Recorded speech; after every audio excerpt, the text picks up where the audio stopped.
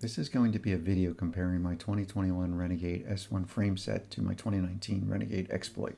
I won't go into the details for the Exploit as I previously made 2 videos detailing that bike and the mods I made to it. As you see the bike here, with the exception of the NX crank set, it is the 2021 S1 frame set with the 2019 Exploit components. The S1 designation is for the frame set only version, but is identical to the S2, S3, and S4 models. Jamis, like most bike manufacturers, keeps the frames identical but changes out the components as it goes up in price. In 2020, Jamis switched to Shimano GRX components versus the SRAM Apex that came stock on my 2019 Exploit.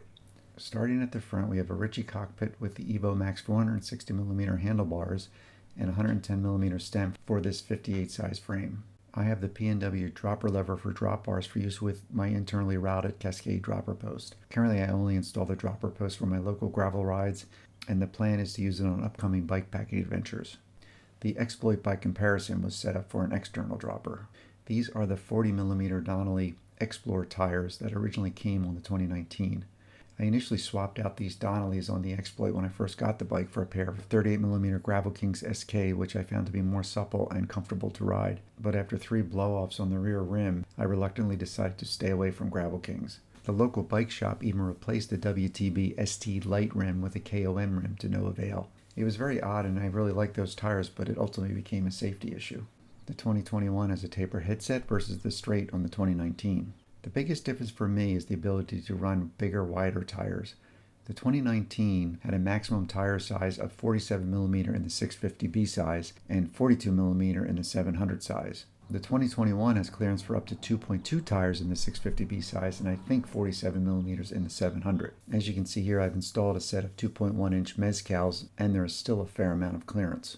The chainstay is usually what limits you on tire size. The mezcals are reserved for the really chunky rides that would be better suited for a hardtail mountain bike, such as the Idaho Hot Springs mountain bike route that I attempted to ride last year. On the other end of the spectrum with the Renegade, you have traditional bike touring, which this bike is well suited for. This summer I rode the Erie Canalway on this bike in what I would consider touring mode. For that ride I used the traditional rear rack with panniers, and up front I used the Blackburn Outpost cargo cages with 5-liter dry bags by Super Singularity.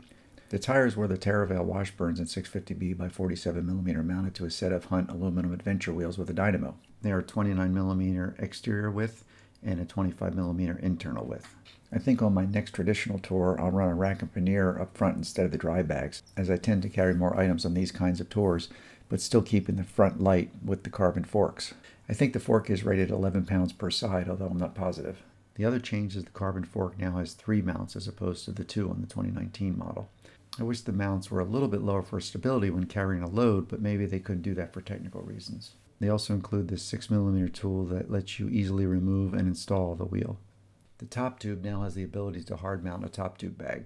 There are now 3 bottle cage bosses on the down tube of the 2021 Renegade versus 2 on the 2019. The seat tube still only has 2 on both models. I installed a Wolftooth BRAD 3 on the seat tube so I could lower the bottle cage to work better with the Rogue Panda custom frame bag. Both frames still use 631 steel. The 2021 has a T47 bottom bracket versus the SRAM GXP on the 2019. The frame shipped with the adapters for a Shimano crank, but since I have a SRAM NX crank, I had to buy the SRAM adapter kit from Wheels Manufacturing. As for pedals, I'm running the Shimano PD EH500 SPD combo pedals as I feel these give me the most flexibility. I'm currently running the medium WTB Volt saddle instead of the Sealy Royal Asphalt that came with the Exploit.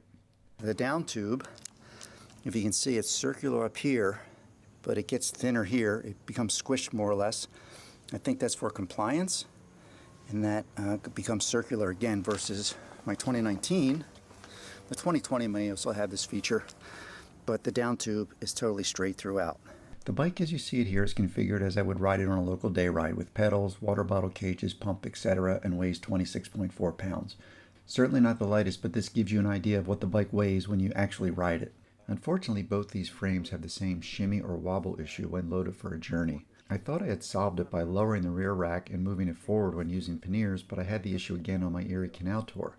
Of the 4 journeys I've taken on these 2 frames, 2 have had the shimmy. I didn't have the problem when configured for my Idaho backpacking trip or when I did a quick overnight in touring mode to Carpinteria, California. Basically, the handlebar oscillates almost violently if I take my hands off or try to ride with one hand. Perhaps since this is the size 58 frame, it is more prone to this problem. My plan is to continue to try different load scenarios to see if I can eliminate the problem.